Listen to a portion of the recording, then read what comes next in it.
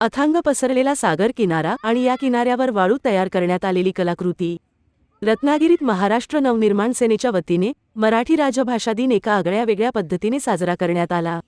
महाराष्ट्र नवनिर्माण सेनेचे रत्नागिरी शहराध्यक्ष अद्वैत कुलकर्णी यांनी याबाबत अधिक माहिती देताना सांगितले। नमस्कार, मी अद्वैत कुलकर्णी, मनसे रत्नागिरी शहराध्यक्ष।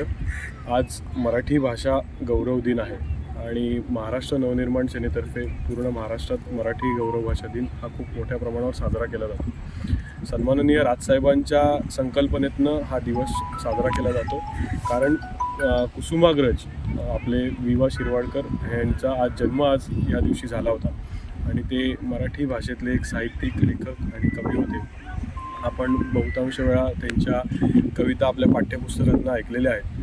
तर त्यांच्यासाठी म्हणा किंवा त्यांनी केलेल्या कामाबद्दल आणि सन्माननीय राजसाहेबांनी 2008 साली ही संकल्पना सगळी पूर्ण महाराष्ट्रात मांडली होती आणि तेव्हापासून महाराष्ट्र नवनिर्माण सेना ही पूर्ण महाराष्ट्रभर मराठी भाषा गौरव दिन हा फार मोठ्या प्रमाणात साजरा करतो। आम्हीचं साजरा करण्याची पद्धत थोडीशी वेगळी आहे। आम्ही आज वाळूशिल्प तयार केलं आहे। त्या वाळूशिल्पात सन्माननीय राजसाहेब आणि कुसुमाग्रज अशी त्यांची 2 वाळूशिल्प तयार केले आणि आमच्या रत्नागिरीतील मांडवी गावातलंच सुपुत्र अमित पेडणेकर यांनी आज हे वाळूशिल्प तयार केलेलं आहे। तर त्याच्या कलागुणांना सुद्धा कुठेतरी वाव मिळाला पाहिजे ही एक छोटी संकल्पना होती, ती आज आम्ही पूर्ण केली। जनशक्तीचा बुलंद आवाज म्हणजेच रत्नागिरी खबरदार।